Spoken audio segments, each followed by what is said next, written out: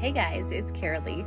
I just want to share an extra little mini episode with you every single week because I want you to know that it's possible to do this thing called living your best life and doing the thing that lights you up while being a busy mom. And I want to give you a little bit of a background, behind the scenes look at what's going on in my actual life and how I am doing this, how I'm doing the things that light me up and being a mom at the same time. So I'm going to tell you about what's going on in my life and the lessons that I'm learning. Take a listen. So let's talk about the top 3 ways that you are probably sabotaging yourself. This is coming from a book I'm reading. It's called Positive Intelligence. It's by this guy named Shirzad Shamin, I think that's how you say his name. And he's got a website, I think it's also Positive Intelligence, I'm not totally sure, where you can take a quiz that will tell you all of your saboteurs.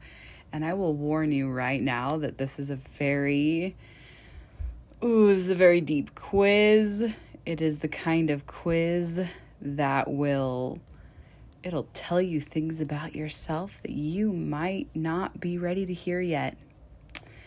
It gets really, really deep. It gets really, it's hard to handle when you finally find out what your saboteurs are. And it's, that's my warning to you. If you go and you take this quiz, you might be like, ouch, yikes. Okay, man, because that's what happened to me when I took this. And I will tell you, I'm also about to start a coaching program with him, and I'm very excited for it, but it is deep, deep work. So I'm going to talk to you about my top 3 saboteurs, because these are very universal, and hopefully this will be helpful information for you too, but that's where this is coming from. Number 1 way that you're probably sabotaging yourself is by being a people pleaser.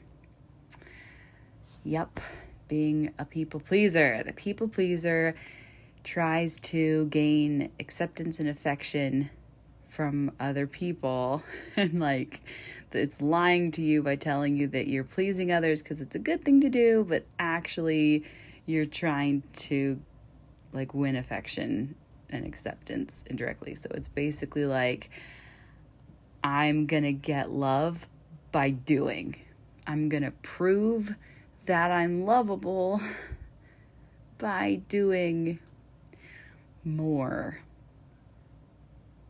Ouch. That was my number 1 saboteur. I got a 10, and I know a lot of people who have taken this saboteur thing and they didn't get a 10 out of 10 on their number 1. They got 8s or 9s and or less. I got a 10 out of 10 on this, guys. This is really the worst of the worst. So the number 1, or I don't know, a very possible way that you might be sabotaging yourself is by trying to earn love. And the thing is that if it's real love, it's not earned, guys. It's not earned if it's actual real love. It's real love doesn't have to be earned. It's just given. It just flows. It's just if it's actual true love, it's just given. There's no requirements.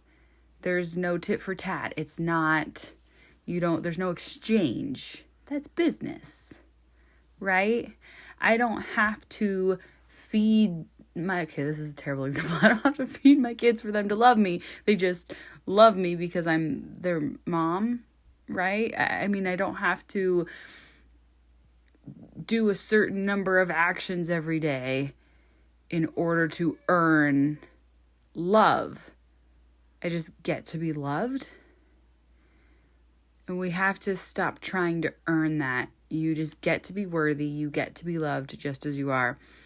And so that's a lie that's in our heads that we've cultivated through our childhoods, and now we need to let go of it. And I say this to myself maybe more than anybody else, because as you can see, it's a huge problem for me. We don't have to earn love. We don't have to earn our value. We don't have to earn our worth. It's inherent. We just get to have it. You don't have to hustle for your value. Okay?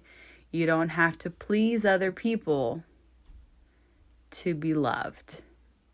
And if they are treating you poorly because you didn't do something, that has to do with them. It doesn't have anything to do with you. It has to do with them.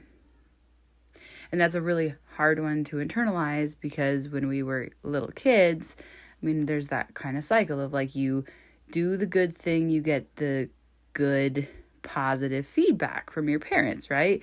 The good kid gets the smiles. The good kid gets the praise. The kid who acts negatively gets the punishments, right? That's sort of the thing that we were taught when we were kids. A lot, I mean, I don't know, that's just the way that it was for so many of us. And I was always the good kid, and we got more praise for getting better grades and doing more things. And you clean the house and you get more praise, and anyways, I think you understand what I'm saying. But that love doesn't need to be, and it shouldn't be, tied to your behavior. You just get love. It just exists. You're just valuable just how you are. So that's the number one way that you might be sabotaging yourself, is trying to prove your worth and your value and that you're lovable with your actions. You don't have to do that. You don't need to do that. You just get to be loved just as you are. And one way I like to look at that is like, I've got special needs kids, and like Joshua is my severely autistic, type 1 diabetic 12-year-old, and he isn't productive. He's not like doing things every day that are, helping him be a valuable member of society, right? And there's lots of examples of this, like little babies or other, people with disabilities or whatnot. When you're sick, like, you don't have to be a productive, valuable member of society in that way in order to have value. You don't need to be making money to have value to this world. I love that kid so freaking much. He still gets love without being productive, right? Newborn babies get so much love, and all they do is take, right? You also get that same level of love. Okay? You also get that same level of love. All right, so let me see if I can remember what the next one is. The next one is number 2, hyperachiever, which really goes hand in hand with the pleaser. The hyperachiever is dependent on constant performance and achievement for self-respect and validation. These all really go hand in hand.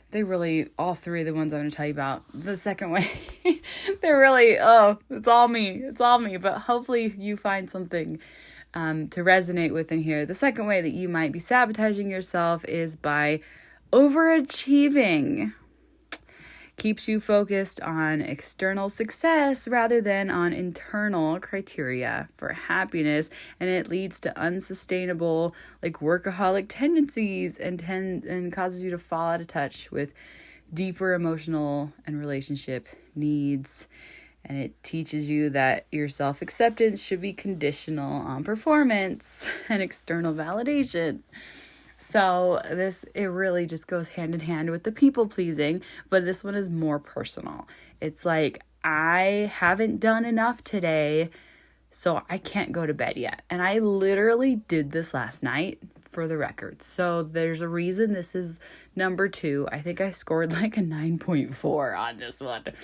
So this was my number 2 on my saboteur scale. And if you really want to get to know yourself really deeply, I suggest you go take this quiz. I'm pretty sure you can go take it for free on the Positive Intelligence website. But warning, it cuts deep. It cuts real deep. You're going to get to know yourself in ways that you might not be ready for. So, number 2 way you could be sabotaging yourself is by hyperachieving. And it's really like you don't value yourself until you've done a certain amount of work. And it's like I've always considered myself like a task-oriented person, and that is really what this falls into. It's like I don't let myself stop till I've completed the activity. I'm done with the project. Must finish the project. And I've never really sat and pondered why. I've always just been like praised for this behavior of like, I'm so determined, I'm so focused. It led to me getting good grades and being, a really good student and a really good, I push through and I get stuff done. And guess what? It's going to lead to burnout. Like I'm teetering on the edge of it, guys. And I can feel it. And I'm like, oh, holy crap. If I don't slow down here real soon and start being easier on myself, it's not sustainable. The hyperachievement thing, it's really, really not sustainable. It's actually okay to stop in the middle of a project and go to bed at a decent hour instead of staying up till midnight like I did last night and getting super not enough sleep. And then compensating with caffeine or whatever to try to compensating not just with caffeine but with meditation. Because you want to know my dirty secret is I've been meditating twice a day, which is so beautiful and so great and I love it so much, but I've been meditating more to compensate for getting less sleep during the day. It's like not great. It's like not great. It's probably not a good thing to do. So, number 2, hyperachieving, don't need to do that. I need to start valuing myself and valuing rest and valuing that over the tasks that I can achieve. Okay, and then the last one is just right on in line with the other 3. Like, they almost don't need to be 3 separate things. They're so right in line. And this has, by the way, there's like 9 or 10 different saboteurs you could have. So it's really funny to me that like the 3 that are my top ones are like so related. So number 3 way you might be sabotaging yourself, because I sure am, is restless, which is about, it says constantly being in search of greater excitement. But it's about not letting yourself feel peace and contentment in your current activity and always being on to the next thing, like having to pursue the next activity, get the next thing done, never just being satisfied in the moment. It's like never-ending stream of distractions. You're never focused on what really matters. Other people have a difficult time keeping up with this person. I feel like that's a vibe. I feel like people are telling me that a lot. Like, whoa, Carolee, you go really fast. And it's like, oh, maybe I should be reflecting on that a little bit. But its lie is that by being so busy, you are living life fully. But it ignores the fact that in pursuit of a full life, you miss out on life as it is happening.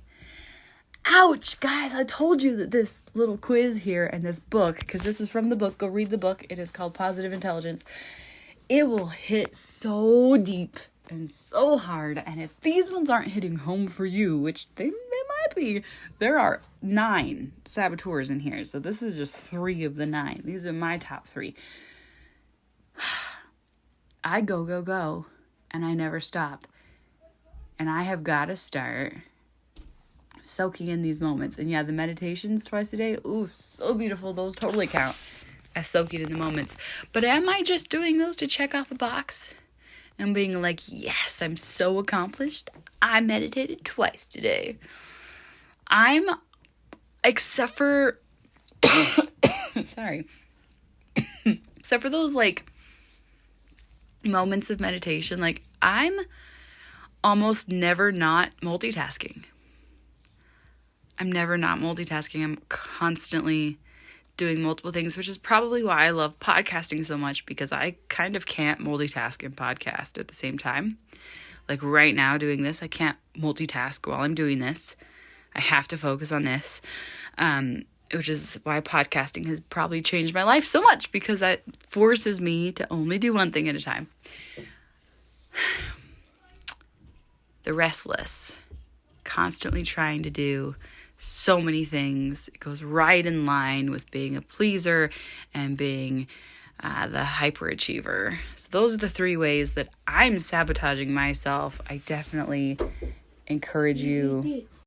Well, that was an interruption. Sorry about that. But I definitely encourage you to go check out this book, Positive Intelligence. Go take the quiz and see what your top 3 saboteurs are, because this is the work. This is the deep work that will change your life and help you understand yourself better and help you figure out where you need to start making changes this year so that you can not burn out, so that you can be happier and healthier and start being that better human that you're striving to become.